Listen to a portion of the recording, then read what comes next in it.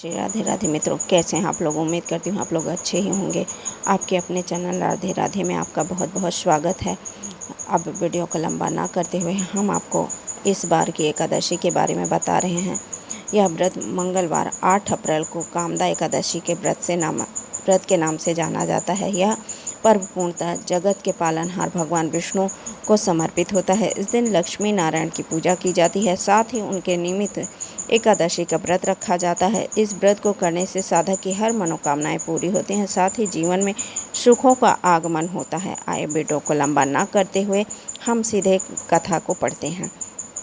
इतनी कथा सुनकर महाराज युधिष्ठिर ने कहा कि महाराज युधिष्ठिर के कहने पर भगवान आपको कोटि कोटि धन्यवाद। जैसे आपने हमें ऐसी सर्वोत्तम व्रत की कथा सुनाई है, मगर इससे हमारी जिज्ञासा बढ़ती जाती है और बार बार यही इच्छा होती है और भी आगे की कथा सुंदर कथाओं को सुने।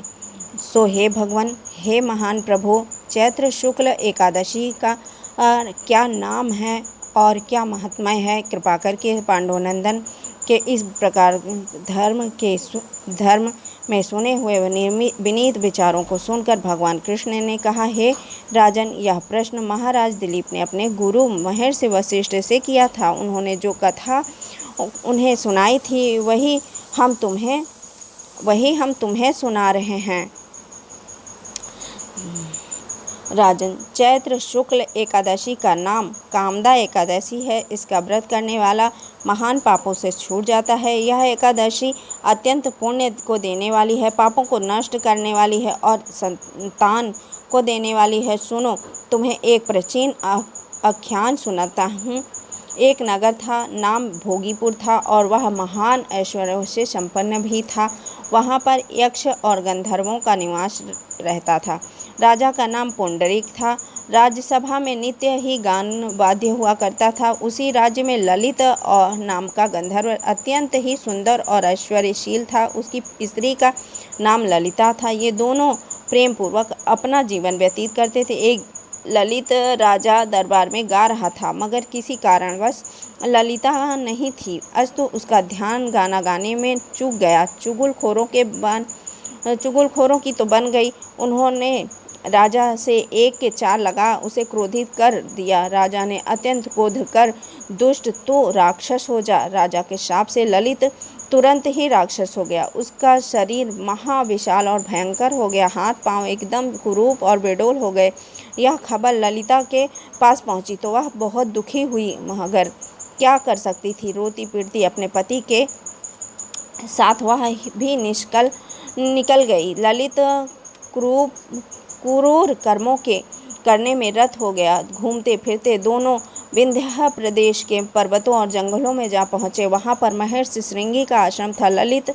ललिता दौड़ती हुई महर्षि के आश्रम में जा महर्षि के चरणों में मस्तक धर रोने लगी। श्रृंगी ऋषि ने कहा, देवी, तुम कौन हो? यहाँ किसके साथ आई हो और क्या चाहती हो? महर्षि के ऐसे वचन सुन ललिता ने कहा, प्रभु, ललिता मेरा नाम है। मैं विंध्य वीर ध्वज नामक गंधर्व की पुत्री हूँ। मेरा पति शाप के कारण राक्षस हो गया है। उसी के कल्याण के लिए मैं आपकी शरण में आई हूँ। कृपा कर शाप से मुक्त होने का कोई उपाय बताइए। ललिता के ऐसे वचन सुन महर्षि ने कहा, देवी, अभी चैत्र का महीना है। तुम चैत्र के शुक्ल पक्ष की कामदा एकादशी का व्रत मेरी बताई रीति अनुसार करो और उसका फल अपने पति को अर्पण करो। तुम्हारा पति अवश्य ही शाप से मुक्त हो जाएगा। ललिता ने महर्षि की बताई हुई रीति के अनुसार चैत्र शुक्ल कामदा एकादशी का व्रत विधिवत वहाँ आश्रम में किया और द्वादशी के दिन उसका पुण्य फल अपने पति स्वामी को समर्पित कर भगवान से उनके शाप मोचन की प्रार्थना की। तत्काल ललित का शाप नष्ट हो गया और पुनः अपने प्रथम स्वरूप को हो गया।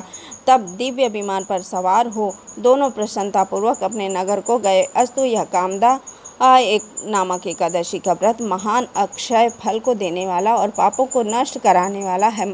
ब्रह्म हत्या इत्यादि महान पापों को करने वाले महान पापी भी कामदा एकादशी का व्रत कर पाप से मुक्ति हो जाती है। इस कथा के कहने एवं सुनने से वाजपेयी यज्ञ करने का पुण्य फल प्राप्त होता है।